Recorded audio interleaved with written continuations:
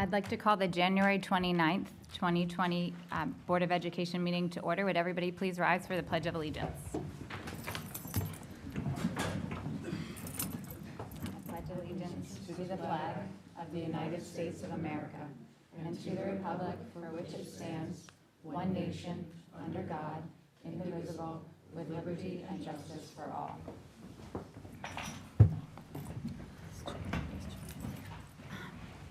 No, our daughter is sick, so I don't think she can come.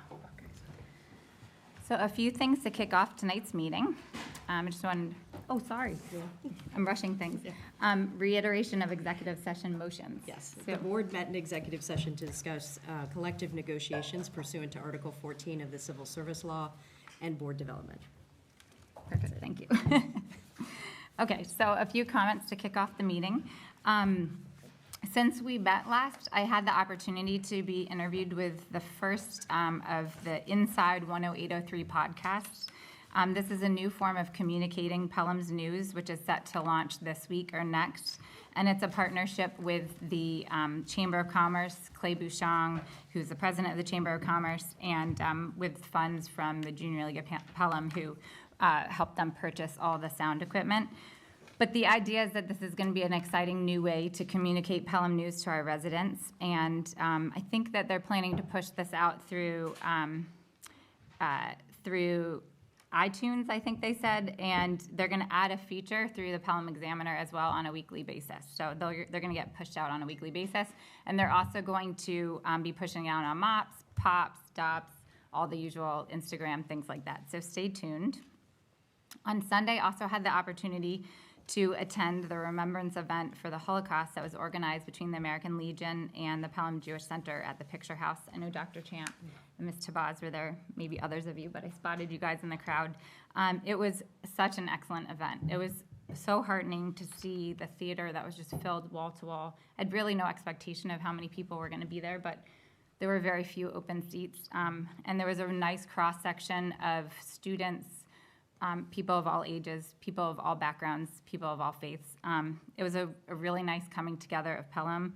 And they showed a short film, if you don't know what it was all about. They showed a short film, and then they had two Holocaust survivors and one 97-year-old gentleman who had fought in World War II who spoke and shared their stories, which, of course, that was emotional in itself. But when we've talked all fall about the strategic plan, I've talked to Dr. Champ many times about how I kind of have this passion when I hear about our strategic plan and that there's lots of opportunities for our community to embrace the strategic plan and to carry it through our community in a variety of different ways.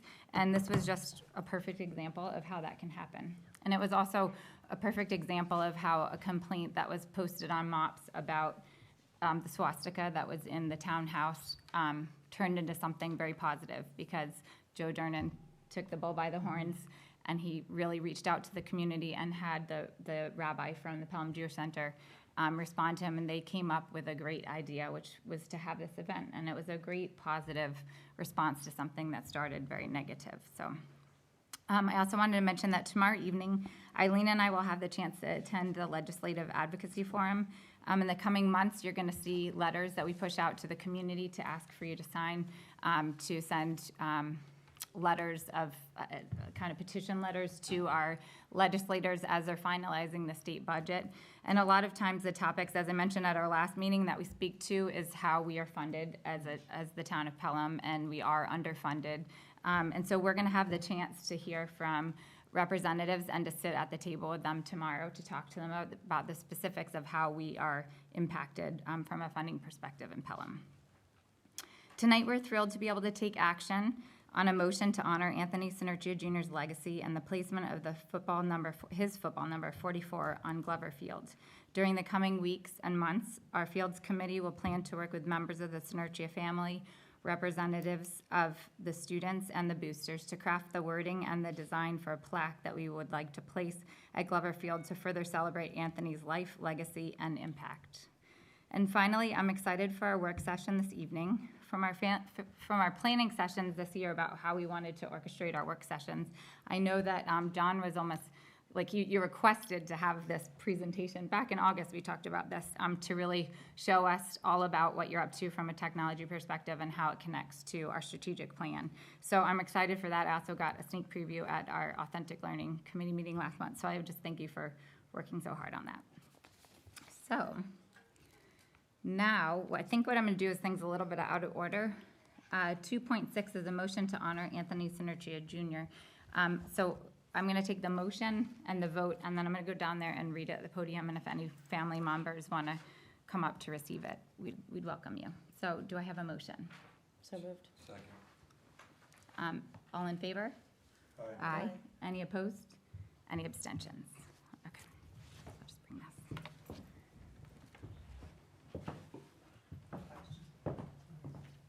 I almost turned it the wrong way.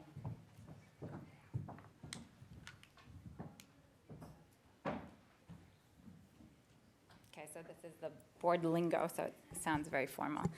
Whereas the Pelham Board of Education honors Mr. Anthony Sinergia Jr. for his dedication to the town of Pelham, its youth, and for inspiring an entire nation.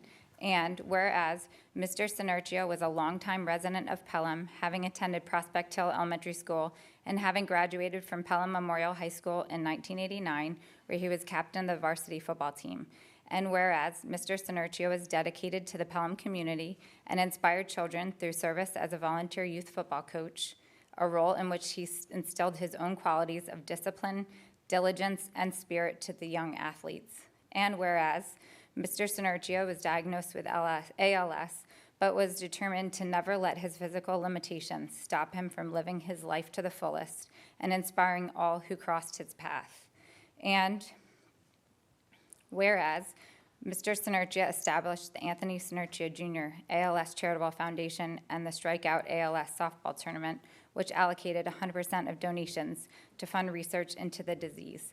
And whereas Mr. Sinergia's incredible efforts, courage, and selflessness inspired the 2014 Ice Bucket Challenge, a national phenomenon which went viral on social media, helping to spread unprecedented awareness and raised over $225 million for the ALS Association. And whereas Mr. Sinergia's story, along with the original bucket used by his wife Jeanette for the Ice Bucket Challenge, are rightfully forever enshrined in the Smithsonian Museum of American History's Giving in America exhibit. Be it therefore resolved that the Board of Education expresses its deepest appreciation for Mr. Sinergia's contributions to Pelham and indeed to the United States of America. And in recognition of his legacy, his Pelham Memorial High School varsity football team jersey number 44 will be forever emblazoned onto the turf fields at the Glover Complex. Adopted January 29th, 2020.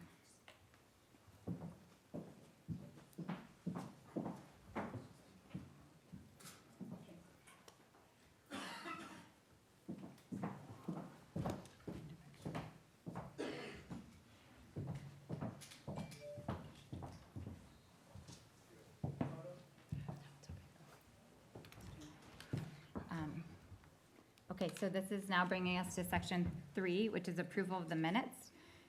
So we would like to take a motion, 3.1, to adopt the regular board meeting minutes from January 15th. Do I have a motion? So moved. Second. Any questions or comments? All in favor? Aye. Any opposed? Any abstentions? Section 4, administrative and committee reports. 4.1 is the superintendent's report. Oh, thank you. So I'm going to go quickly tonight because I know we've got a long program. Start with some bigger things that we've had going on here. Again, the Liberation Day event that was hosted was wonderful to see so many students there and to really come together as a community, as you said. I was proud of our students for being there and their engagement in it. The board is aware, and I'm sure some of our parents are aware, we had a trip scheduled to China with our high school students that was supposed to go off February 13th. I'm sure everyone's quite aware that we've got some pandemic-type issues going on in China. So unfortunately, we did have to decide to not send that trip forward. We waited and worked with the company as long as we could, and we're incredibly, incredibly thankful ACIS, the company that we've traveled with for many years, not only did they refund the money for the students who had the ultimate insurance, they worked with their providers and they've refunded all cash to all the students. So no families, other than the cost of a visa, no families lost any money on that. So we're really, really pleased for their support of our families in our district, and we appreciate their community, their customer service to us. As I think everyone knows, principal searches are underway. I spent all of yesterday at the high school meeting with parents, staff, and students, and all of today at Siwanoy. Same thing, parents, staff, and students, gaining a lot of insight into what people feel the school needs in their next leadership position. So we're going to be adding that to the survey results that people are submitting through Thought Exchange. If you haven't already done so, please take some time to do that. And we're going to compile that all into a leadership profile to then guide the questions for our committee interviews. So we'll be beginning screening interviews for the high school principal position next week. As of last Friday, we had 70 applications. I imagine it's much higher by now, but that's really already a strong pool. And Sunderland? Sorry, high school. In high school, High school. about, I just have it right in front of me. Yeah. If you'd like to What do show. we have to now? Right now, up to 57. Savinoy Did I have the is numbers mixed? 80, Oh, okay, that was a big jump. and the assistant principal, 137. There we go, 137. Now, those are applicants. We have to sort of Right. actually see which ones are truly applying for this position, Right, which we'll right, do later up this week. right. So we're moving steadily through that process on track. Today, we had over the past 2 days, we've had kindergarten registration, which was held here at the high school. I want to thank our clerical staff and at all of the schools, and especially our district registrar, Sharice DiDonato. It was her first time around on this event, but thank them all for their hard work that they've put in over these past few days. And a reminder, anyone who did not register over the past couple days can contact Dr. Garcia's office to make an appointment with the registrar. Preliminary numbers show we had enough students for 2 sections at each of the elementary schools register in these last 2 days, so that's our starting point. We do generally pick up a few more students, especially in the Hutchinson zone traditionally, so they pretty solid numbers for a starting point there. Reminder to everyone that starting tomorrow night, middle school's production of Disney Frozen Junior is going to be held in our high school auditorium. There were so many students interested in the program and so much talent that we actually double cast it this year. So 2 different casts. So there will be, in addition to the normal Thursday and Friday night performances, there will be 2 performances on Saturday and 2 performances on Sunday. They are assigned ticketed seats as opposed to general seating. So please do take the time to purchase tickets in advance if possible on the website. Show runs for about an hour. Tremendous amount of excitement. 5th grade orientation has also occurred this week. Earlier this evening, as a matter of fact, we had the first of our two fifth grade parent orientations. It's a key event in our transition programming as so many of our students prepare to move on to middle school. It's also a big change, not just for the students, but for the parents as well. So these information nights are incredibly important. So if anyone's not able to make tonight's event, there will be another orientation at 7 o'clock on February 27th in the middle school library. And a reminder too, I should have said this in the principal search, I will be at Siwanoy tomorrow evening. Julia Chung's gonna be joining me for another parent session. We had a parent session this morning before school, and tomorrow night we'll do our evening session for parents.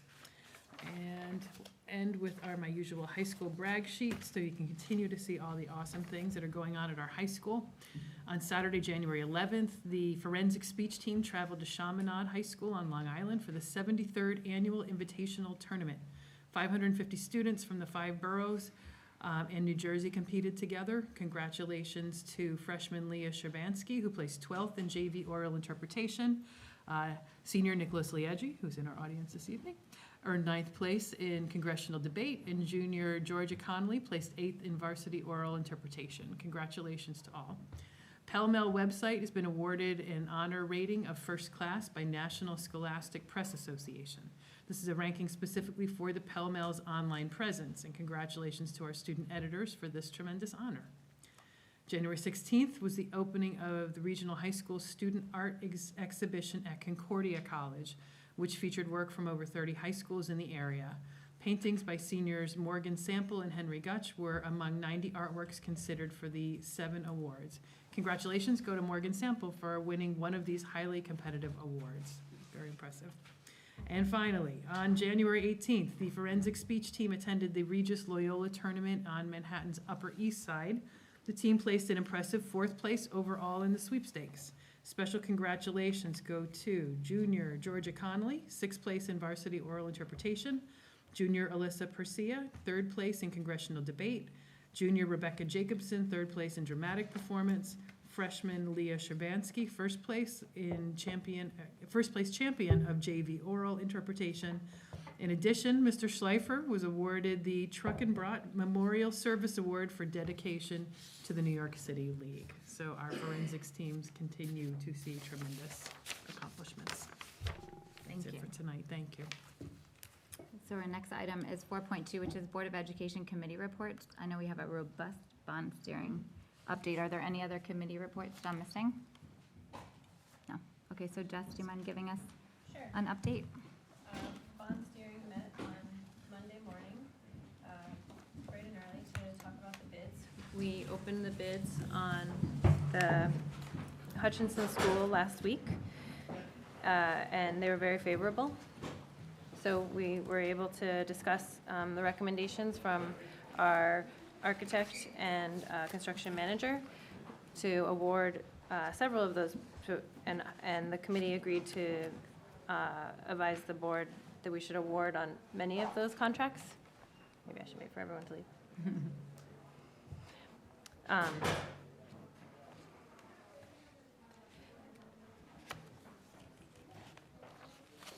So that was the, Thank you for thank coming. you.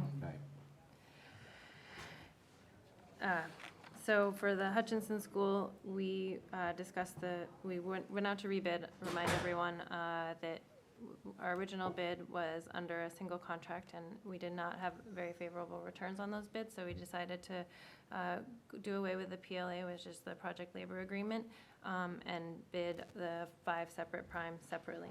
And so we had much better results the second round, coming in with bids that bring us back to basically our original schematic design estimate cost. So we discussed, we're very happy with a lot of the bids that came in, and we're just still considering the general contractor bid. So there's another, we want to award the other 4 contracts tonight, but the committee was not quite ready to give an opinion on the general contract award, so we're gonna hold and have a couple more interviews with them tomorrow, and get back to make that award either at our next meeting, or maybe we'll have to have a brief meeting to make that award at an interim time. So because the budgets, the bids came in so well on Hutchinson, it looks like we're able to move ahead with a lot of the middle school, high school work as well. The bids that we'd received, we'd asked the bidders to hold, and we're now gonna be able to take on some of those, but I'm hearing we're not going to do the roofing one. And I'll let Jim talk to that, I guess, a little bit more, because I thought it was still in the agenda, but maybe it's changed. We also discussed the bidding strategy for Prospect Hill. The Prospect Hill plans were reviewed by SED and are ready to go out to bid. So the architects are working on preparing those documents so we can go out to bid in the next couple of weeks. And hopefully we'll have bids back on Prospect Hill at the end of March, which means we'll then have a full picture of this scope of work.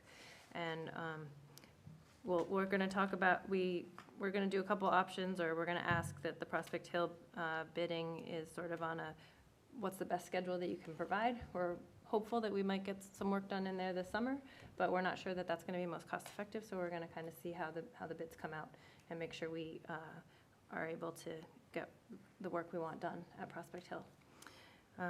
And that's pretty much what we discussed. And I think we have Triton and KG&D here tonight to talk a little bit more about the nuances of this so that you guys can hear directly from them. And I'm sure Jim always fills in everything that I miss, so he'll have more update too.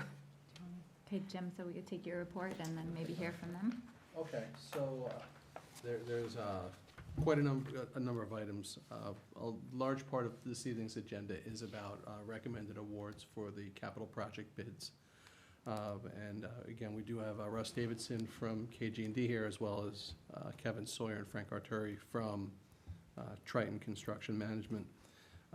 And when we get to those points, I think we'd like to bring them up and they can kind of explain it. Do we want to We do could that now? Yeah, Okay. it'd be better to do it now. It's That's probably more terrific. So I think when we look at the work, we should look at it kind of in two buckets, as the Hutchinson work. And as Jess said, we had, this was a rebid. We had, the first time we rebid it as a single contract, and it came in beyond our budget. And then we split it up into 6 different contracts. And this evening, we're looking to award contracts 2 through 6 based on the work of, or the bids that we received, as well as the recommendations and the vetting work that's been performed by Triton and KG&D. Russ and Kevin, if it'd be all right, would you kind of come up, if you don't mind, at the podium or the, which one's live? Podium is live, if we could. Just talk a little bit, if you could summarize our bidders, our field of bidders, the quality of our bidders, and then the steps that you took along with Triton and KGD and John Condon, as well as our facilities department, in meeting with these vendors and how we got to these recommendations, please. So the first round of bids for actually both projects was not so great. Bidding again worked well twice. The middle school, high school bids, if all the low bids hold, it's significantly under the pre-bond budget. And I believe that was primarily due to a little bit of scope reduction and a generous pre-bond allowance for some of the work that turned out to not be needed, because even some of the estimates were below the pre-bond work. So everything except for the masonry and roof work, which we just have a little bit more work to do looking at those bidders. The new Hutch project, the first set of bids was shockingly high, and it was not a good day in this room when those bids were open. So we actually did some more value engineering in collaboration with the district and the bond steering committee, and rebid it as separate primes, as Jim mentioned, and the results were shockingly good, almost $8.5 million less, or 22% less than the first round of bids when you compare them apples to apples. And what was also interesting there was it was an amazing turnout. 44 contractors bid for the 6 prime contractors, which is a record for our office. So at this point, you have 13 out of the 18 contracts bid, which is 90% of the bond value. And that's assuming that the 2 low bids hold on the general construction and masonry. And you're basically pretty close to on budget. And we say pretty close because Proposition 1 is over by a little bit, and Proposition 2 is under by a fair amount, almost $700,000. So it does look like you will need to try and find a way to authorize expenditure of those Prop 2 funds to handle a number of additional items, some of which are alternates and some of which are things that were taken out of the Hutch job to get bids awardable. But the construction contingency is actually fully funded or perhaps even overfunded for the new Hutch project. So at this point, you're in really good shape, and it's time to award some contracts and get to the building. So we actually convened scope review meetings with Triton, and John attended for a few days. For the 2 low bidders for all 6 contracts, so 12 meetings, and we spent a lot of time, and we're very confident with all the awards you're doing tonight. Really, for the plumbing, HVAC, electrical, site, and demolition for the new Hutch building, we probably couldn't have selected better contractors as your low bidders, so that's really, really good. We wish the general contractor was as simple a decision, but it's not. And I would say that is typical in public bidding in New York. It's challenging. And what's interesting to note, even though you had a big turnout for general contractors of 6, only 3 were from New York State, 2 were from New Jersey, 1 was from Connecticut. So there's a real shortage of contractors bidding public work. We got anything else, Kevin? I have a question, Russ. Sure.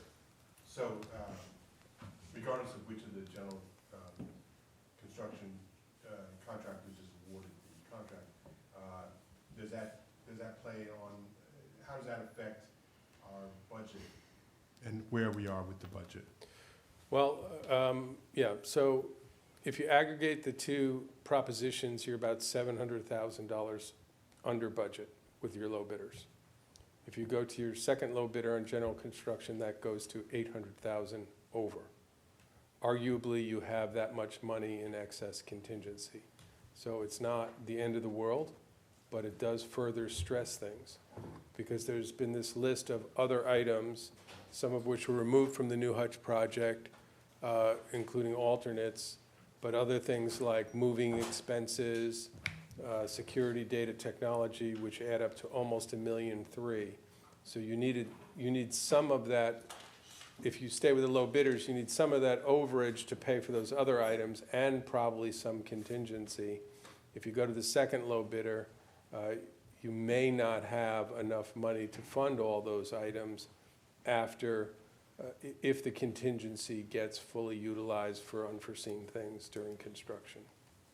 So it's a pretty big swing, about $1.5 million, $1.6 million swing. Russ or Kevin, can you talk a little bit too about the grouping of the bids, the pricing, competitiveness? I think we had one, we're awarding one tonight, $3,000 difference between Yeah, you had number one and number 11 HVAC bids. The low bidder was 3,000, which is like 0.1% difference. So really outstanding clusters. You did have a fairly low demo contractor, so statistically he looked a lot lower than the others, but he's the demo contractor that does the most work in Westchester, and he's fully mobilized, and he's very confident that he's got the job, and we have no concerns with him, I don't think. No. The site work had a little bit of a spread as well, but the low site work is someone you've got experience with. They did the rock removal, so they've got a good performance record here in the district. The low GC was a bit low, so that does jump out at you a little bit, because the next bidders 2, 3, and 4 were really close to each other. But again, the low GC is sort of in line with estimates, so it doesn't look like he forgot something when you compare it to estimates. Thank you. Yeah, I just wanted to just add a couple of things to what Russ was saying. Good evening, everybody. There was a lot of excitement out in the construction industry about your project, and it showed in the amount of bidders that bid on this project. It was without a doubt one of the biggest shows that I've seen in my career. So, and they're still excited about the projects that are still coming, which is great also. So they're all staying tuned for that. As Russ had stated, the contractors in contracts 2 through 6, I think we're really excited to have involved in your project. I think it's a good team. I think they're going to work well with us. And we really went after a lot of them at the scope review meetings to make sure they understood the importance of making sure that this project goes off without a hitch. And they're all completely on board, which was really, anything that makes our jobs a little bit easier is really exciting. So, and so the only thing that we had to do is a little bit more research on the general contractors to make a better informed decision. I know that we're planning another meeting coming up, so to bring them back once again. This will be the 3rd time, either through a phone conference or an actual physical meeting, that we're going to have with these contractors, to make sure they too understand the complexities of the project and what we're trying to do here, and make sure they're on board as well. So we're hoping for some results in the next few days, and so that we can come back to the board at your next board meeting, or perhaps even sooner if possible, to award a GC project and get started on that. As for the middle school, high school projects, basically Russ had said anything that I would have said too. Financially, the project is very sound. It's right where we'd like to be. Nothing wood here, but I'd knock on it if I had it. It's an exciting time. It's an exciting time for us all, and we're looking forward to moving forward with that. So Russ is correct. We have a very good construction contingency that still remains intact at this point. And so a lot of positive things moving forward from this point. So I want to stress that.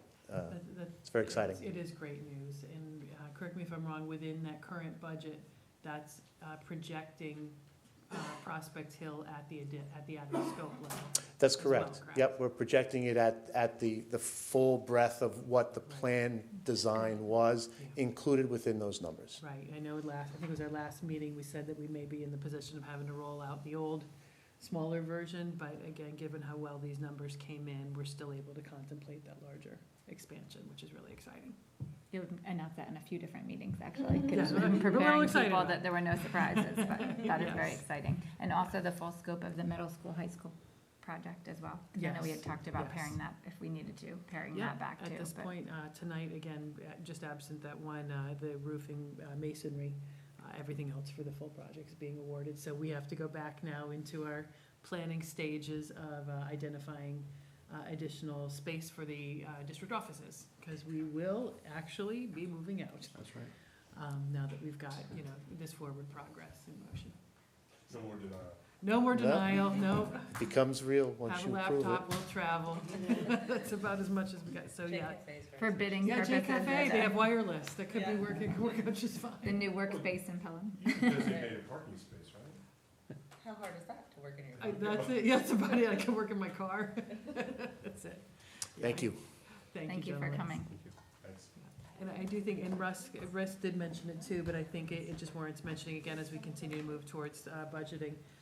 We likely, part of this budget is also contingent on moving that small amount of excess from Proposition 2 to Proposition 1, which will seek, we need to seek voter approval for that. So I do, I think we need to put plans in place to put that on the May ballot as a separate referendum Yeah, proposition. and just a follow-up, we're busy on getting Prospect Hill ready to bid. It was approved a week ago Friday by SED, so you have actually all your approvals in place. And I would also point out that the middle school, high school project actually grew in scope because you're getting more renovation that was included in the pre-bond. Prospect Hill has grown in scope, and the new Hutchinson School, when we enclose the atrium, is actually a little bit bigger than you told voters it would be, and all this looks to be affordable within the original bond. It's fantastic. And what's the anticipated timeline for Prospect Hill? Out At to the bid. moment, I know it changes. Well, my staff keeps saying 3, I keep saying 2 weeks, we're gonna be out to bid, so. But in Somewhere terms of between when we 2 would and 3, start. and then it'll be out for bid for 3 weeks. Through March. Close to a month. But when are you slotting it to be? We're hoping to get Begin. some toilet room renovation done this summer. We'll have to Mm-hmm. listen to the bidders and see if that's viable. And then we're giving them the freedom to start the new construction as late as September, because we don't want to pay a premium for a June start, because a lot of contractors are booked for school construction. And that addition was always slated to go throughout the year anyway.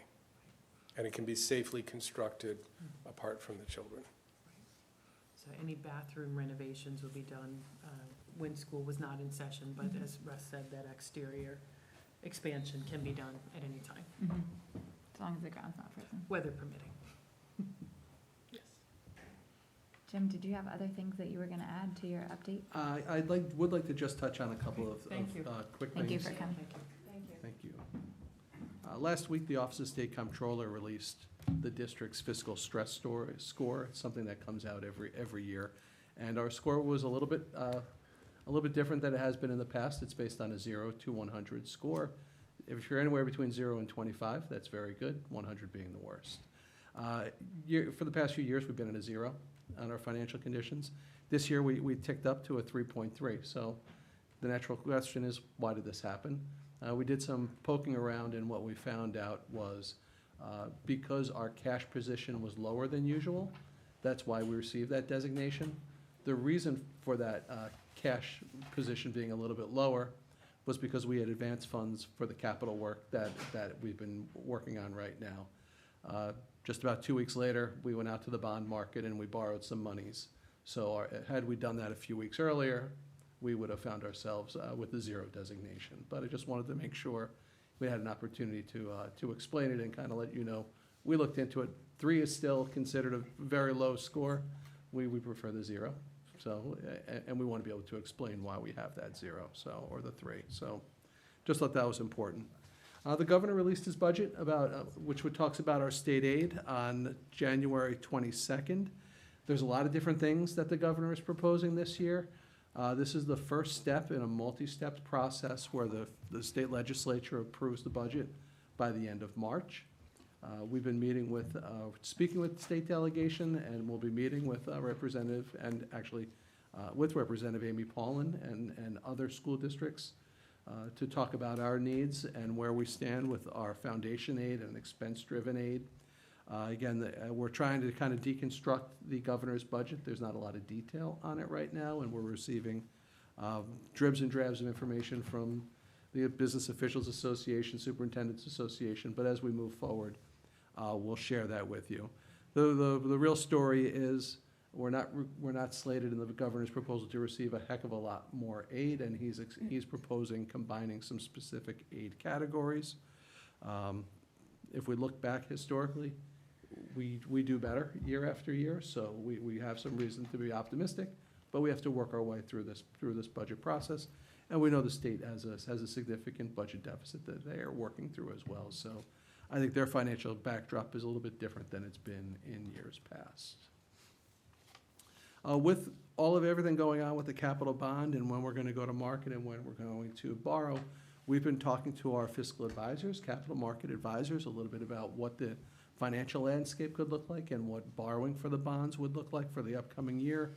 And the reason we do this is because we want to know what our debt service or our debt payments would be for next year as we work through the budget.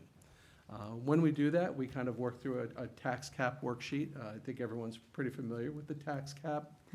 And at the beginning of the year, the Office of State Comptroller set the tax cap this year at 1.81%.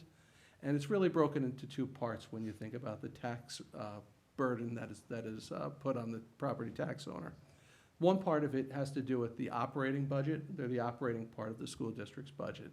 And really, that's the part that keeps the lights on in this building, the personnel here, the teachers in the classroom, pens, paper, and what have you. The second part has to do with the capital construction or our debt service payments.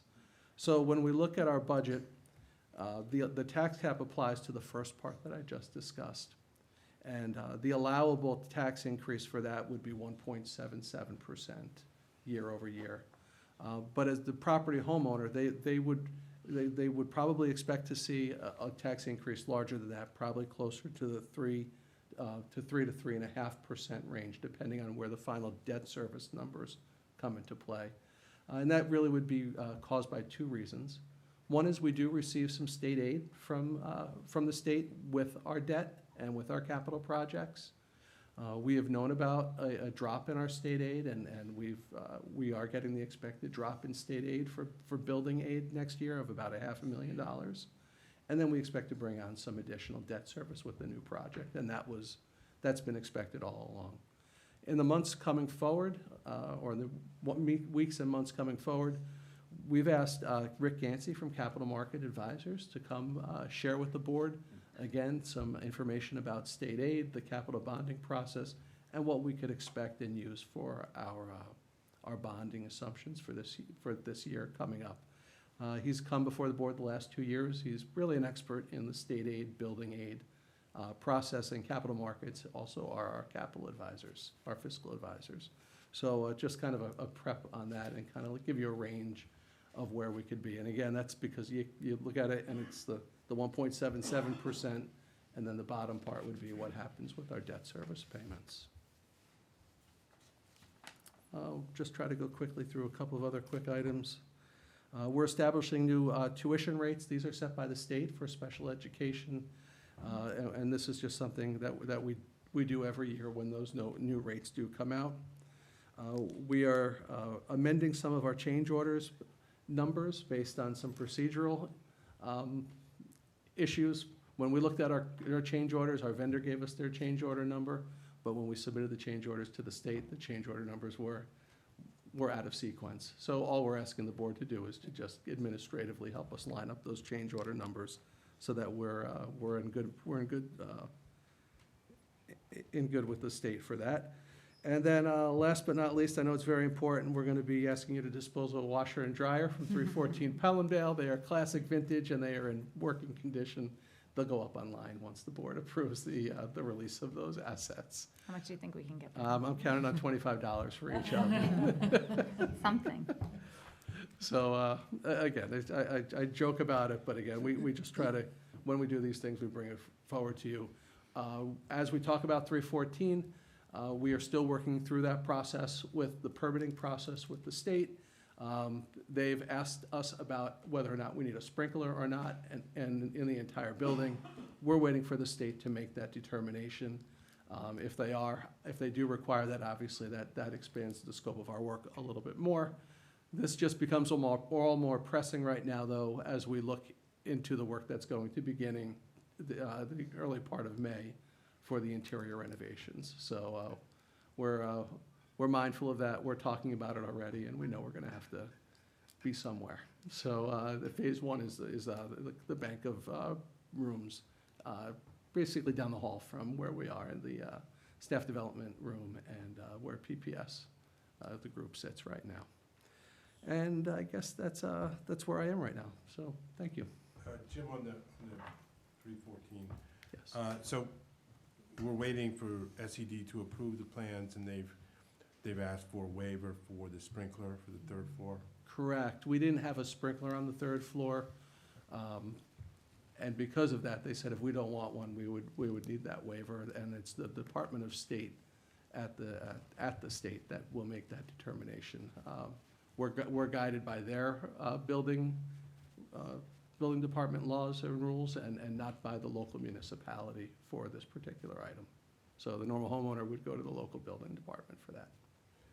And then, once we get approved from SED, then we have to bid and go through this whole process again. We probably won't have to bid because we do have specific vendors who we've already bid out work to, so. Or on-call vendors? On-call vendors, and we've been speaking to them. They're aware of the scope of work.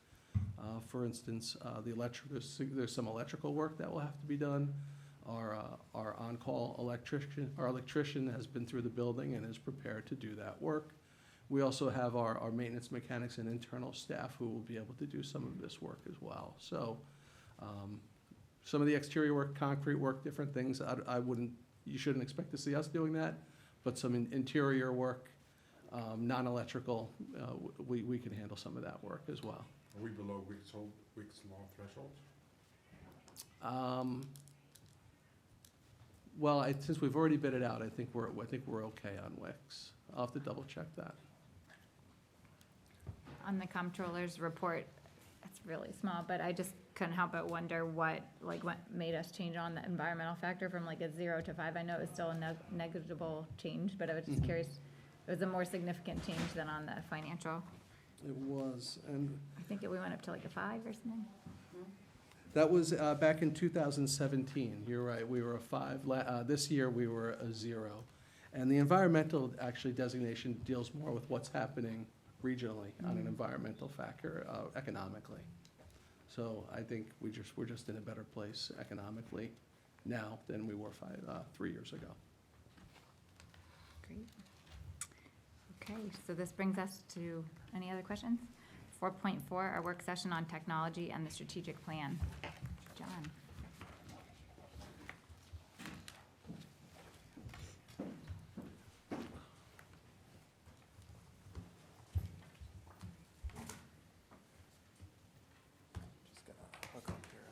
Just want to say, I want to thank John for working very hard on this presentation, but, he's been with us these past 2 years, and as a thought partner, someone who's really, I think, bringing a different lens to how we look at quote-unquote technology in the district, which really just boils down to just teaching and learning and good practice and trying to engage the students more and have it more focused on student-centered learning. John's really been, I think, a wonderful partner there. So just want to thank him for that. And I know John's going to share some wonderful ideas and thoughts of what we've been doing here in Pelham and what we should be expecting in the future as well. All right, great. Well, thank you, everyone, for allowing me to come and speak and be here for, as Dr. Garcia said, for the last 18 months. It's been a heck of a transition, but I'm really excited to be here. There's a lot of good things that have been going on over the last 18 months, and if I recall, the last time you've had a really full, encompassing thing about what's going on with tech in Pelham, it's been a couple of years, so I'm really excited to give you this update. Before I start, this is just some of the stuff we're going to go for. I start everything with a quote. So one of the books that we're reading from with The Innovator's Mindset by George Couros, it just goes a little bit back into my own background, that I don't view technology as just like a thing. I look at it as like, what are we trying to do to make teaching and learning better? And it's really quoted. I feel like this is where I get a lot of buy-in from our staff, is that I don't view as technology will ever replace a great teacher, but technology in the hands of great teachers can be transformational. And I really feel like when we keep that as the core of what we're trying to do with technology in Pelham, it's going to really move us forward and really bring us to different places that we haven't been before. So it's exciting. For tonight, I like to break down the way I look at technology into what I call the 4 I's: infrastructure, information, instructional tech, and innovation, with innovation sort of going through those first 3 I's. And then just going into some trends and some other things that we have going on in the future. So to get started, this is a really interesting picture for me. I love this. If you take a look, that's a tweet from someone back in 2016. If you were to look, it's saying in 1998, don't get into a stranger's car. Don't meet people from the internet, almost like stranger danger. And then in 2016, we're using our mobile device to summon a stranger from the internet to get in their car. It's a funny perspective, but I want to recall some statistics for you. According to UNICEF in 2017, when you look at people under the age of 18, they account for 1 in 3 users of the internet in the entire world. So like when I give you that statistic and you're looking at that tweet, it's pretty funny, but it gives you a perspective of where we are. It's something to think about, The way I also like to talk about this tweet is I feel like I grew up analog, but I was exposed to digital. So during that, that whole thing, I feel like I've seen the internet sort of evolve as it comes along. So it's a really interesting thing for me as well. Before I even begin, I know a lot of people like to give thanks at the end. I like to give thanks in the beginning because there's no way I do anything without the support of my technology team. We're very small staff. Nothing happens on my own. We contract a lot of our actual break and fix from the Lyric, which is in our Southern Westchester BOCES. So just a part of that team, we have one almost like network lead, managed IT support, Avi Verma. We have 2 technical people that are with us Monday through Friday. The primary people are Andrew and Richie. We also have Evan and Lawrence. We used to have a gentleman here, Claude, that we lost to the cloud. You're going to hear about that in a little bit, which is really funny. We have Steve in the back. We have Chris that helps him out with our meetings. And we have we have 2 internal technicians, one that primarily helps run our help desk and one that helps with our Chromebook deployment and some of the Infinite Campus stuff. But the thing that's really unique to our infrastructure and our hardware team is that we interface with everything in Pelham. Everything from special ed to grounds to business. We're everywhere. We're seen everywhere. So it's a really unique field to be in because it's the one thing that sort of brings everything together. So this is the technology profile. This is just an idea for you to get an idea of how many users we have, how many laptops, Chromebooks, and I can go into this into a lot of detail. This is just a brief snapshot for you, and I don't want this to be the key emphasis, but I want you to know how much of it is supported by our small team. How does a lot of that stuff get supported is last year when I first started, so on the very first day that I started, we made a switch to something called managed IT. And if you work in, anywhere in corporate or in private, a lot of our technical support doesn't have to be fixed with someone that's physically here anymore. So when I joked that we lost Claude to the cloud, he was our lead network lead that was in-house, and the Lyric brought him back at the RIC, so he's working in the cloud, but what he's able to do for us is he provides very high-level network support.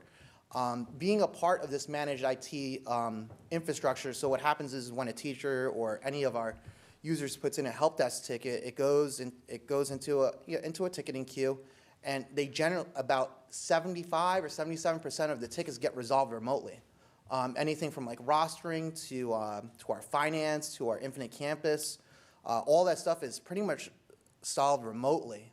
The other 25% that's left is the break and fix, and that's where we were able to sustain this kind of model. The nice thing also about being in this kind of lead, and we're one of maybe, I think, 10 school districts that are in it right now, is there was one day last year in February where one of our wireless access controllers went down, but by belonging to this, the Lyric was able to get us up and running within an hour and a half because they were able to tap into Cisco directly, get us a backup controller, and they had us up and running. So that's one of the big benefits that we've had right now. If we stayed in the old model, it would be up to us to sort of get that kind of support. So making that switch for us really helped us. Let's go to this. So what does all of that stuff mean? This is sort of the profile of what, if you're a parent or if you're a student, a teacher, this is what the classrooms sort of look like for us in Pelham. Each classroom has an interactive display and a document camera.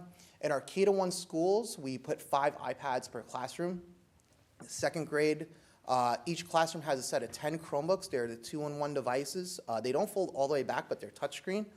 They're the same devices that we give in our one-to-one deployment in grades 7 through 12. And in each of our elementary schools, there's at least 6 carts, and one of them is dedicated solely to the library. 6th grade classrooms each have a cart of 30 Chromebooks. And as you know, we've been in the one-to-one program since we started in 2014. Every 7th through 1 Chromebook. We have new Xerox machines that we just brought in over the summer. And all faculty members have their own device. In the elementary school, that's a Chromebook. It's a 2-in-1 touchscreen. And in the secondary, we give them a 2-in-1 laptop that has touch as well. You'll see why I'm talking about that touch in a second, because it's a little important when we get into the innovation part. But that's sort of what the profile looks like for all of those numbers when we're here in Pelham. So when I look into the first eye, one of the big things that we did last year when I first jumped on, and this was led by Alex, and we got to work on it as a collab with technology, was a rebuild of the Pelham district site. It's nice because it's mobile compatible, ADA compliant. We wanted to, I know one of the things when I came in, from my past experience with rebuilding websites, was we wanted to limit clicks. I felt like when you were on the old website, you had to go to like 4 or 5 different places to find information. When we try to limit that to 2, 3 at most. So that's been a nice thing for us. It was featured by Final Site, and I know we don't really like to plug that for vendors, but we have been sort of like a model for a lot of other districts to follow within the Final Site realm. This one was really exciting for me because when I first came here, I felt like there's a lot of stuff going on in Pelham, and how do we get parents, how do we get other people to know what's going on? So we just launched this actually back in December. We created a parent handbook for all the Pelham parents. It's fully interactive. It outlines our programs and the access for parents, so things like the Infinite Campus portal, Google Classroom, where can I get Chromebook help? We gave different resources for where you can find all that stuff, and after meeting in December, we also added the pick a time instructions as well. Mm-hmm. The nice thing about this, and I'll be able to show it to you, is being that it's on the district website, when you go to parent resources, we put the handbook here, and it is fully interactive. So when you go to it, one of the things we like to draw attention to is if we make any changes, we actually say when it's revised down here, and we add all of this stuff into here. So there's a table of contents, and it really outlines, it's a little welcome letter for myself, and outlining how you can get to the Infinite Campus, to the parent portal, student portal, stuff that's required, how you can get help. And it outlines just about everything else. Here's the stuff with the pick a time. We outline what the launch pad is, our one-to-one, and Google Classroom and Guardian Access. So that's been a real nice thing to bring forward just this past December. And, that has been a request from many parents, specifically former board member Pete Liascos. For the past 3 years, he's saying, what is out there for parents to know about X, Y, and Z and the technology? How do I find this out? And John obviously heard him very well, and this is really the result of that good work. Thank you, yeah. John? Yes. I just wanted to give a shout out, just interrupt you for a second. So I don't know if you've gotten feedback on the handbook. I'd be curious to hear about that, but I know there's been great feedback that Alex has gotten. I've heard some of on the website, and thank you for partnering on that because it was important to parents, so. Yeah, I mean, a lot of the heavy lift was definitely with Alex. I know he worked a lot with our, no, it really was. I mean, I did help where I could, but, it really was a lot of his lift, but Yeah. thank you, that's Yeah. great. But it was appreciated, so. I thank know you. for the parent handbook, we have had some feedback so far for parents who have been calling in, and they've actually really loved it. What I'm trying to do now is, it's not there yet, but if we start to, it's a little nerdy, but if I published a Google Doc, I'm trying to embed a YouTube video to play live in the doc. I'm not there yet, but I will get there. John, did you push this out via an email? I can't remember. if Not it was- yet. okay, That's what we we had were talked waiting about, on for different. this, and I Right, know right, we right. wanted to sort of get that out. So we'll try to get that into an update. If there's any questions or something like that, we'll try to put that in like a weekly email and stuff like that. So we'll be sure to get that communicated out. It's good that you're already getting feedback if you haven't even. Yes, we have. publicized it yet. We've had a good amount so far. You haven't heard from Pete Liascos yet, let's finish. No. We'll ask him, Pete, please call us. One of the other things that, so as we switch from information, we're going to go into instruction. In this role, we oversee the secondary tech ed program.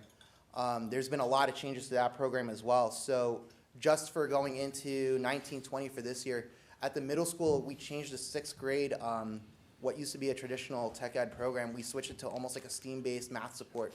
Because what we were within that kind of course, we wanted to focus and make that shift to project-based learning. So we tried to incorporate more of the computer science, more of the hands-on learning, where we can incorporate some of the math support in there as well. Because a lot of the computer sciences that they're using is very heavily focused in math. So we found a way to double dip within that kind of shift. The 7th to 8th grade tech is still remaining the same, a lot of the focus within the IB. But the really big changes that you're starting to see happen is at the high school. So within 21st century tech, intro to coding and robotics, intro to coding and app design and computer science principles. This was a lot of help with Dr. Callahan, actually. It was a huge collab effort with him. And when I first came in, I felt like a lot of the courses, those 2 courses specifically, the coding courses used to be called Intro to Java and Intro to Python, and they were very heavily based on language. And for us, what we wanted to do is we wanted to try to tie it to project-based and make it more inquiry-based. So what we looked at was, the languages can encompass both, but what's something that's really more hands-on and more innovative that we can look at? So we looked at robotics and app design, and that's where we started to make that shift from last year into this year. And with AP Computer Science Principles, the biggest shift from that was we used to offer Comp Sci B, I think it was, where it was very heavy in just language. And with Computer Science Principles, that's a course that's equivalent to Comp Sci 101 in college. So if you do well on that, it's a nice waiver for kids as they come out of high school to not have to worry about that elective. So that was a nice shift for us as well. James Rogers has been a really big part of the 3 of those courses. Inside of 21st Century Tech for this year, one of the things we wanted to focus on, and this goes back to our strategic plan, was we started to look at how students feel about their mental well-being, almost their emotional well-being within social media. So keeping a journal, how much time are they spending, how do they feel with certain things. So we've been using a lot of the Google's applied digital skills within that curriculum. So that's been a really nice success for us. Mr. Battersby has been there. And I know Pat Sadelich announced her retirement, but in the 7th grade, that's been her big thing with a lot of the modules. And the big thing for her this year was she started to introduce some of the languages as well at a younger age, and it's been very successful. So we're really excited to see some of that stuff. In the secondary tech ed program, again, this is just a 5-second clip. I could play this while I'm talking. But this is in James Rogers' class, and The nice thing about this is that this is a robotics course, so they're using these Arduino units. It's this little chip that you use to put inside, and what they're doing is they're just programming it to go a certain amount of length, and it has to be precise. So they have to go back, they have to check their code, and the nice thing about it is that it's using the Pelham inquiry cycle in a really innovative way, in ways that we're able to enforce the 4 C's: collaboration, communication, critical thinking, and creativity. And the nice thing about it as well is that we're showing kids that it's okay to fail, because they're able to work, they're able to try and keep going. And I really think that's an important part, because under so much stress, I feel like they need to know that it's okay to fail and it's okay to retry. And I feel like this is one of the programs where they're able to have that kind of outlet and hopefully be able to apply it to other subject areas as well. We're going to stick with instruction. We want to talk about it in professional development. I feel like this is probably one of the biggest areas where I've had a lot of impact. This is just a list of some of the stuff that we've done.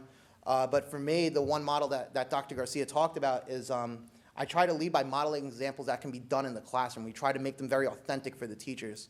Unlike what I'm doing today, this is sort of like not really great teaching, me lecturing to you and telling you what I'm doing and being, knowing all my content. But what we want to do is we're trying to show teachers different ways that they can engage their students. And this is actually a great picture. This was over at the Hutchinson School, and what they were doing was they were participating in something called a hyperdoc, where they were actually learning about digital citizenship. And I'm actually going to show that to you in a second. But the whole thing was that we tried to make it really teacher-centered, teacher-focused with what they needed. Dr. Callahan did a lot of stuff with his menu-based PD. He spoke about that here before. We did some stuff in his STEAM professional development over the summer. And Dr. Thompson as well with her ELA and social studies, just looking at different tech tools to get them re-engaged. I would model a few, then they would participate in this activity, and then they would model it back for the rest of the group. And the other way we also changed it was with new teacher orientation. Instead of me standing up here and telling you all the things you need to do and this and that, we actually let them take a deep dive, so that way when they go into the classroom, they actually had a couple of ideas that they can go with on day one. So it wasn't just a matter of them trying to play catch up. I tried to model different things that they can start to do from day one. So it's been a really nice transition. The other thing that we've been doing as well is the PLC assistants. If you take a look at the list of all the projects that are going on with the teachers, I've probably been immersed in about like at least 10, probably more. So running around on the PLC days, it's fun, it's busy, but it's really nice to see some of the different projects and the work going on. So just to show you an example of how we're trying to switch this type of learning, this digital citizenship pledge, it's going to go into a larger conversation of some future work that we're looking to do.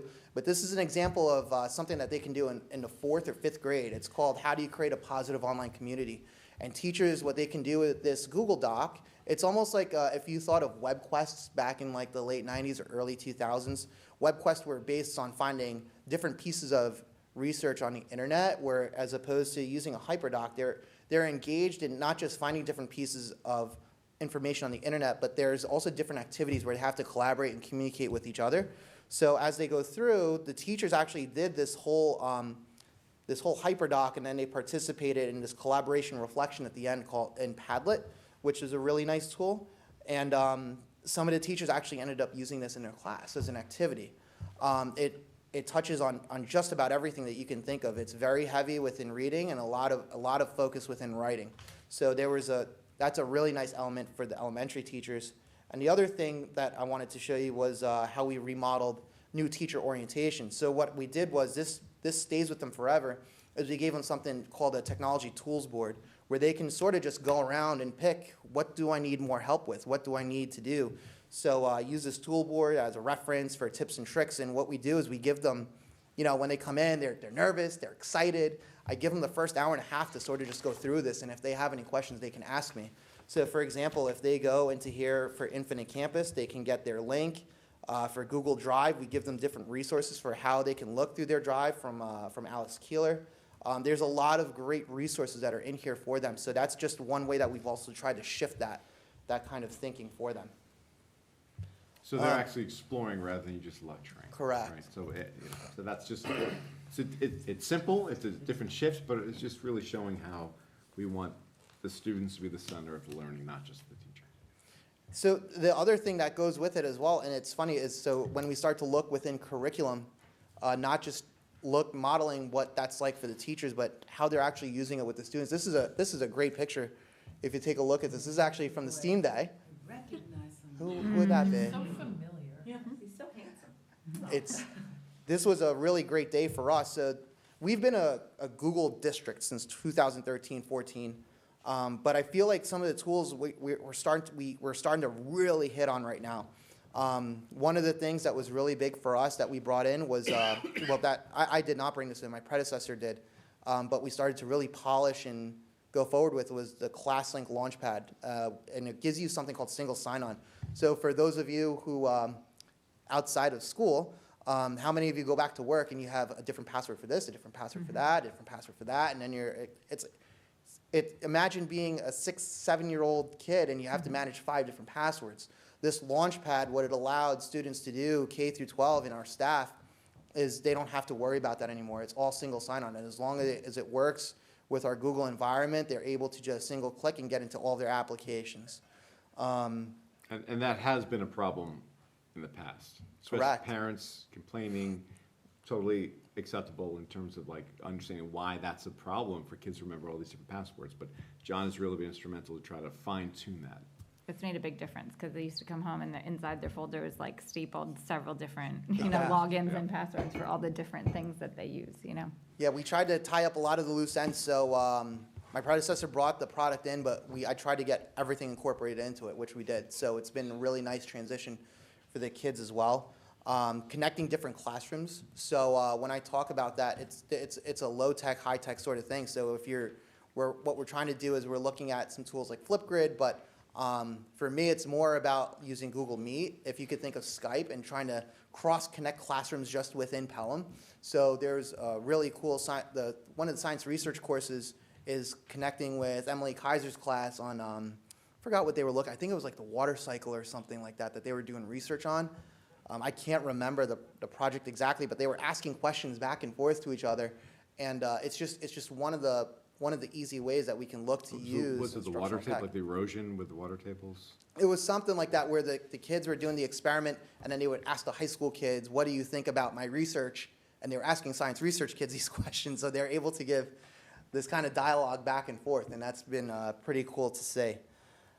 With the Make a Change project, I actually had a student inspire me for this, which is why we were able to get some more technology in the classrooms. A lot of the students are starting to use Google and Google Docs and stuff like that to start outlining and planning a lot of their projects that are in there. I've worked with a couple of 5th grade teachers on how to start to organize some of their stuff and their thinking behind that. So that's one of the ways we've been looking to infuse in there. And this was probably one of our most popular ones was the STEAM Day live stream. I had one of the greatest things for this feedback was we created YouTube live events, but we didn't make them real YouTube live. They were private. You can only see them if you had the link. So we only sent them to parents of the individual schools. And in this picture here is Mr. Vaz's son recording the kids talking about their STEAM project. Now, the cool thing about this was I actually received an email from Tanya from, I think it was like 4 or 5 of her parents, and they sent a picture. They were on the train going to work, and they were actually streaming STEAM Day live on the train. It was a really cool sight to see. I've never seen something like that, but it really got to connect the kids to the parents.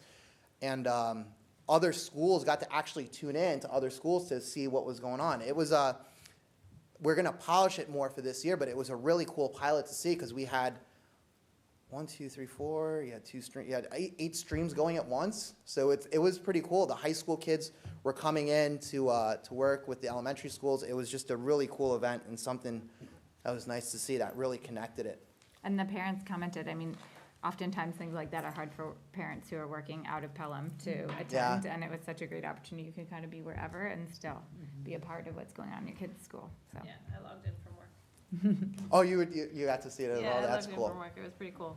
And the high school kids did such a great job, like with asking the questions to the younger kids. I was looking at like the 3rd graders, and it was just really, really sweet to see the interactions and how everyone was learning from the experience. Yeah, Dr. Callahan got a lot of his science department to really help with that. So that was huge because those kids were just great with the elementary kids as well. When we look in curriculum, this is just two of the, they're not really projects, but the first one is a picture of a project called, they're called plickers, right? So if you could think, it's low-tech, high-tech. So if you could think of it, there's these little barcodes on this sheet of paper. It's a sheet of paper that kids actually use. And it has barcodes, it has letters A, B, C, and D, and they gotta turn it a certain way. And the teacher can use their phone. It doesn't collect any data. It just decides who's answering it right or wrong, and they're able to just see in a percentage who's able to stay on task. And that was from one of our math menu-based PDs. And the other one that I talked about, because we've made a lot of transitions in this course, is with Mr. Kopstein's sociology project. This is really cool. What he used to do is have kids actually draw out their maps and actually identify where they had to go, what they wanted to do, certain things. So in the sociology class, I guess they simulate their entire life over 8 or 10 weeks or something like that. It's something of the sort. And then what I told him was, why don't we just put it on a Google map, have them identify where they got to go, because then he's like, they got to figure out how much their commute is, where they're commuting from. So in this map over here, what they're able to do is they can actually track their commute. They can take a look at, so when they click on a link, this is Katona Natural Trail and Somers where my child can play. And it's just a really cool project because they are able to identify all of the places of where they went to school, where they went to college, their commute to work, and certain things like that. So it's just a way to bring some tech into the curriculum, something they're already doing. And we're not just doing it for the sake of doing tech, but we're trying to really apply it in a really meaningful way. This was the class you mentioned when you were talking about authentic learning experiences in Yeah, schools, so, right? yeah, that was when Greg was here with the other group when we Right. did the Yeah. presentation, talking about his, sort of like the story of life. Like, you're married, you have kids, where are you living, what are you doing? And this is part of that. John was very helpful with Greg in trying to put this together. We're going to go into innovative teaching and tech. So if you just saw me zooming out on the map, I was using my hand. So one of my goals is to sort of change what the front of the classroom is. So what I did with about 75% of the devices and the interactive whiteboards in the school was I put Google Chromecast there. I know Dr. Champ used it for one of the meetings here before, but what it allows the teacher to do is take their device, cast it onto the screen, so that way they're no longer standing at the front. If you take a look at the second picture on the bottom, this is me actually doing the new teacher orientation, and I'm walking around presenting from my device in my hand without having to physically be up there. So that way, if they needed help with something, if they needed, any sort of assistance, but what I did was we tried to model that with the teachers as well. And it's been pretty successful so far. With any new technology, it takes time. So it's just about a matter of training, getting them comfortable with it. But the thing that some of the teachers are liking is that students, when they're able to present, are able to take their Chromebooks and also present it up on the Chromecast as well, which has been pretty cool. The other thing that we're also looking at is with the touchscreen devices is, if you notice with the interactive whiteboards, when smartboards are so cool, was you were able to draw and do all these things. We gave them 2-in-1s and touchscreens because we wanted them to be able to draw and touch from the device that's in their hand instead of having to stand up in front of the board like this, so they're able to go around and walk around. The other thing we're looking at when it comes to teaching and learning is looking at creation versus consumption. I know I speak about that a lot.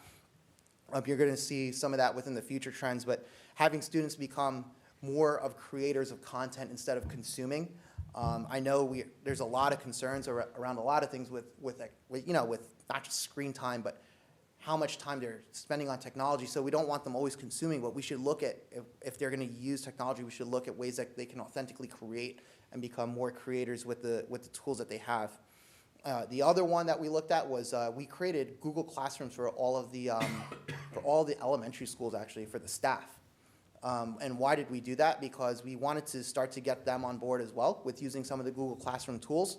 So what we did was all the principals have their own Google Classroom with their staff, and they're able to share information and stuff like that. So teachers are able to actually see what it's like for them, with the principal being their teacher.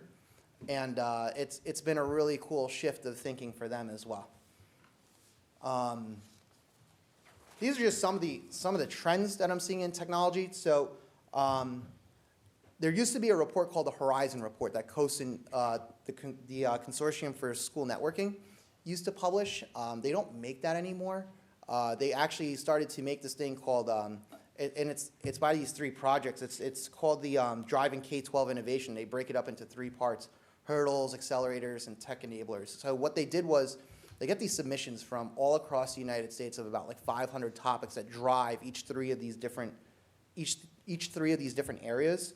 And there were about 125 ed tech leaders that broke it down into 5 major trends. And what I did was, out of those 5, I tried to pull out 3 that I think are important to Pelham and where I think we can go. So, and when you're taking a look at, like, I guess what their hurdles is, the gap between technology and pedagogy, ongoing professional development, and technology in the future of work.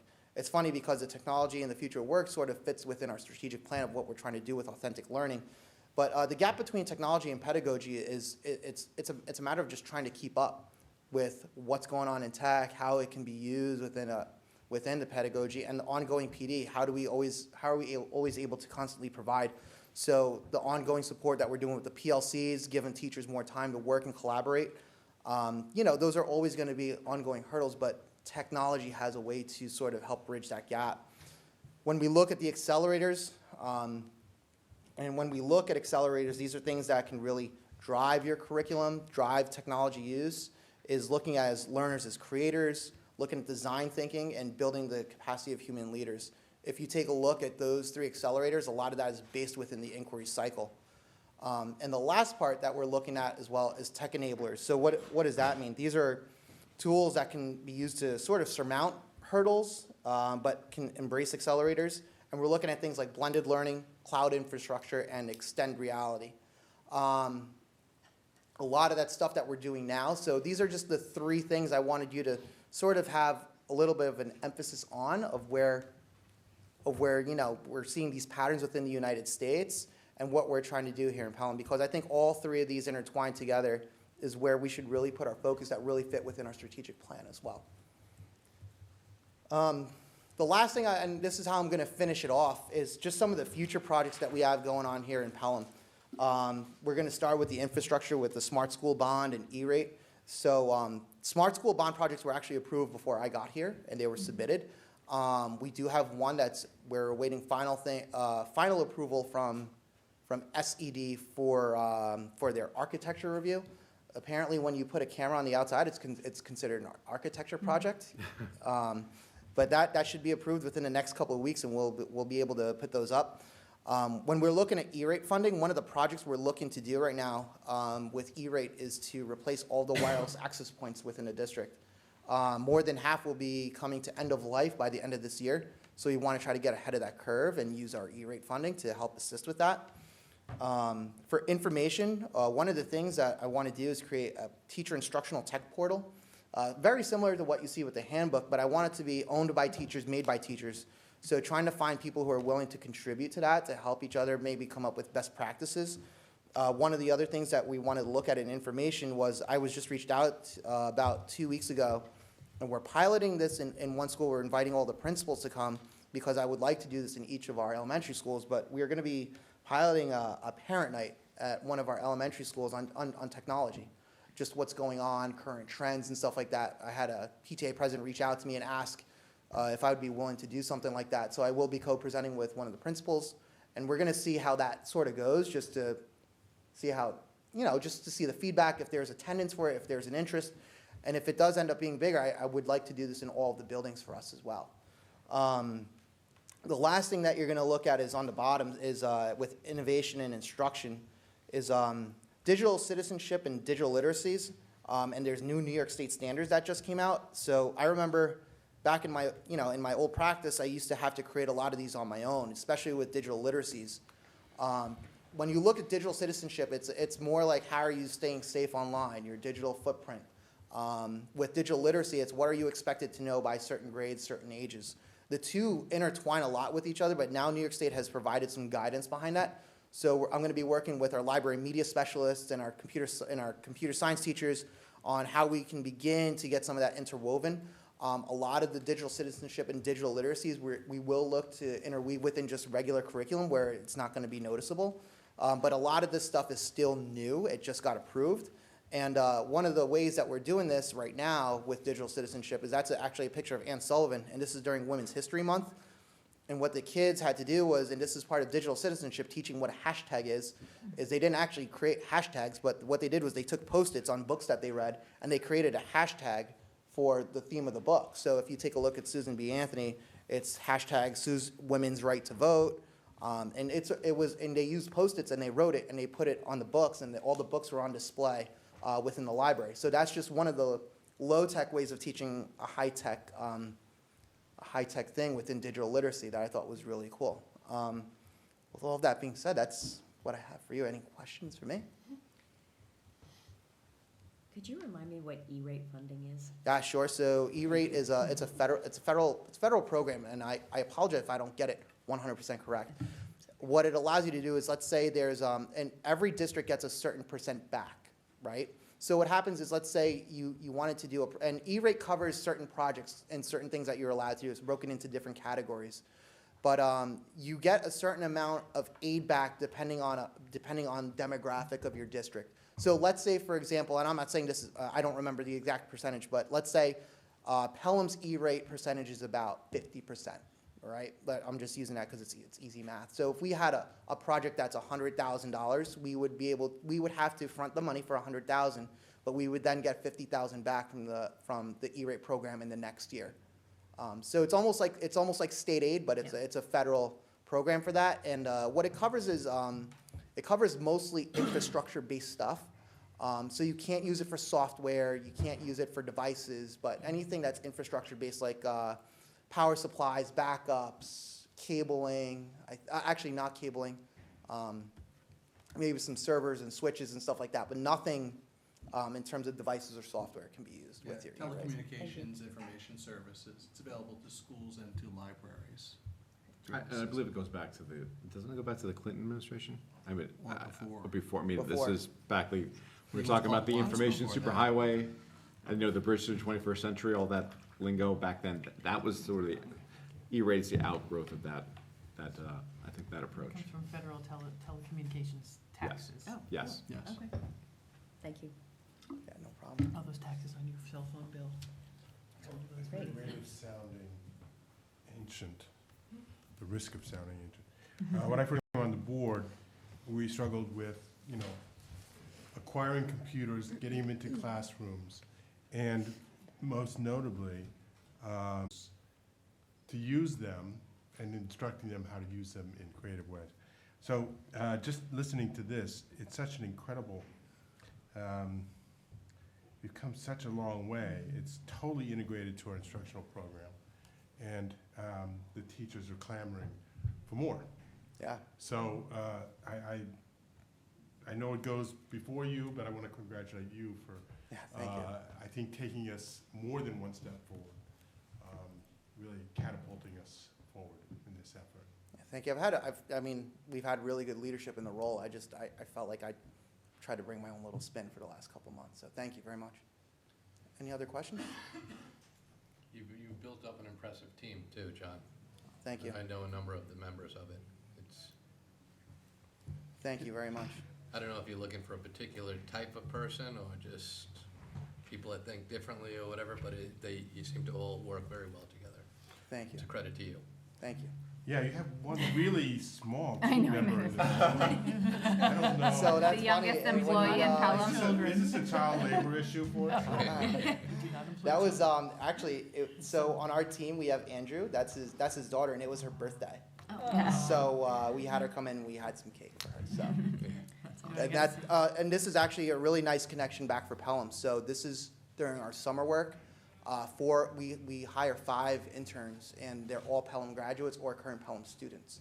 So those are actually Pelham kids in our department for the summer. So it's a really nice connection for the community as well. That's great. And I got to say, we're losing a key member of that staff to a retirement that the board is aware of. We approved a while back, but Lana, our data analyst, is going to be leaving, and that is a key role in the district.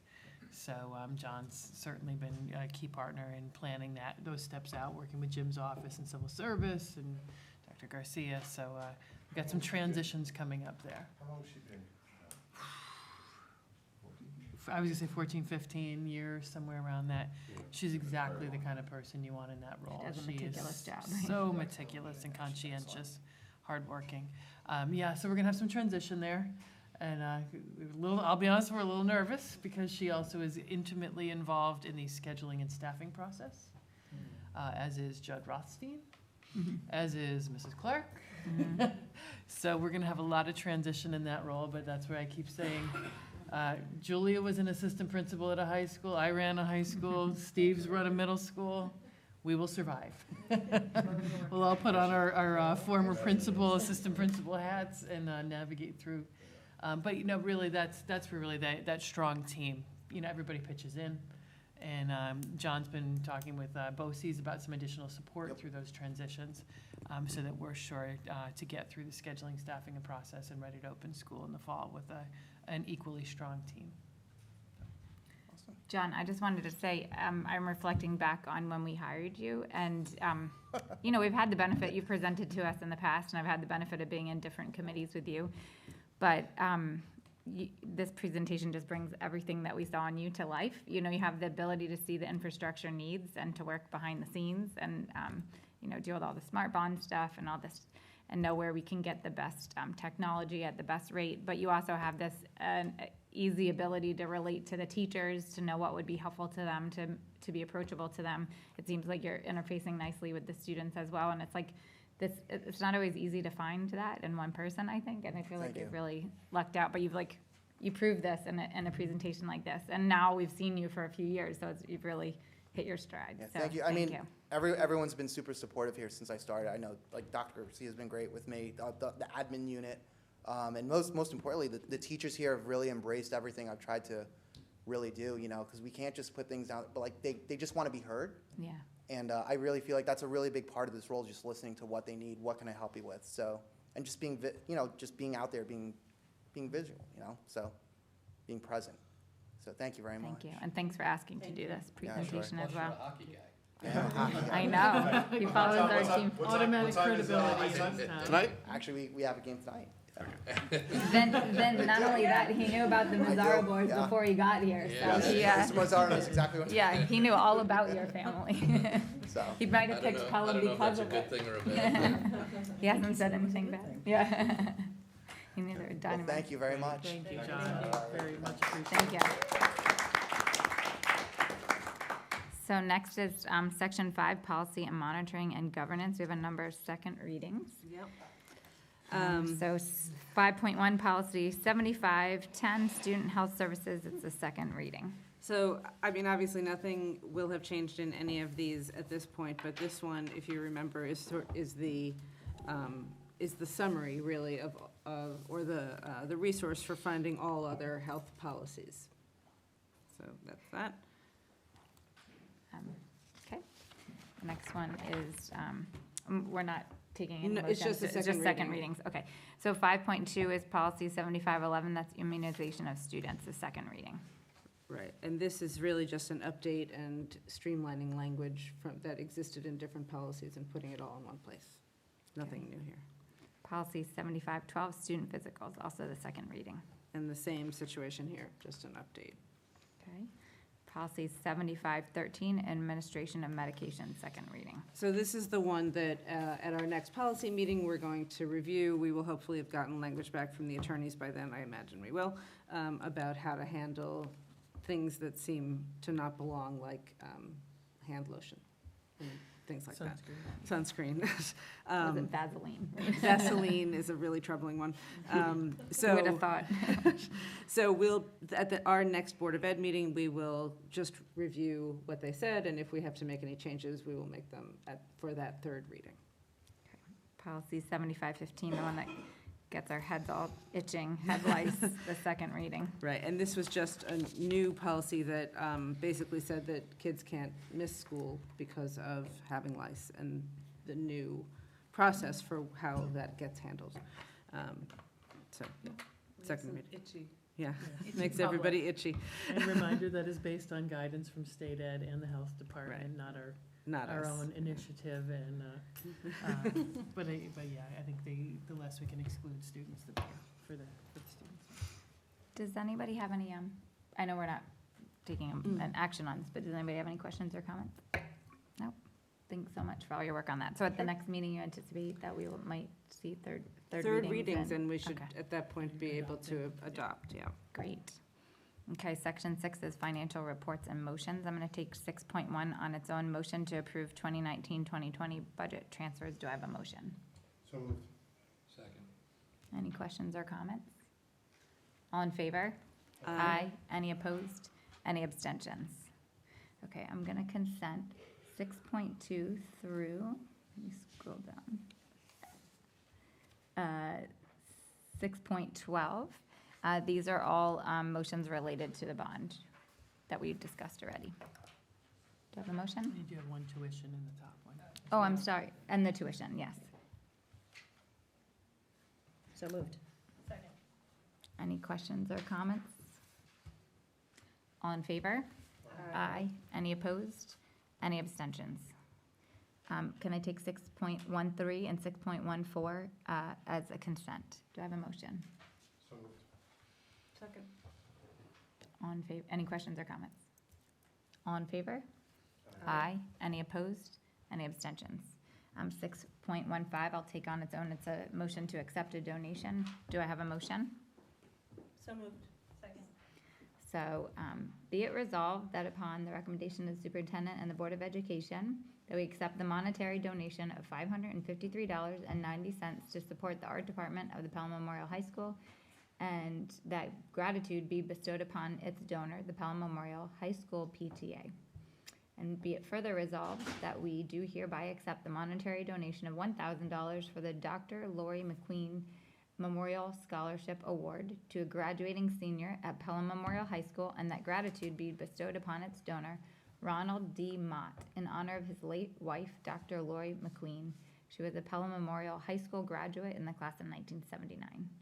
It's really nice when people think about us when they're, in their wills. Any questions or comments? All in favor? Aye. Any opposed? Any abstentions?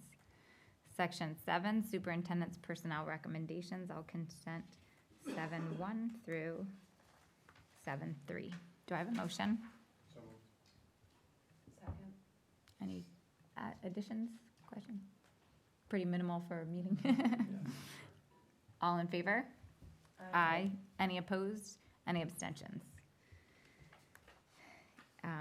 8, we have a Schedule D. Do I have a motion? So moved. Second. Any questions or comments? All in favor? Aye. Any opposed? Any abstentions? Section 9 is new business. Any new business? Section 10, communications and comments from the public. Okay, section 11. Madam President, would you entertain a motion to adjourn? I would. Do I have a second? Second. All in favor? Aye. Any opposed? Any abstentions? Thank you.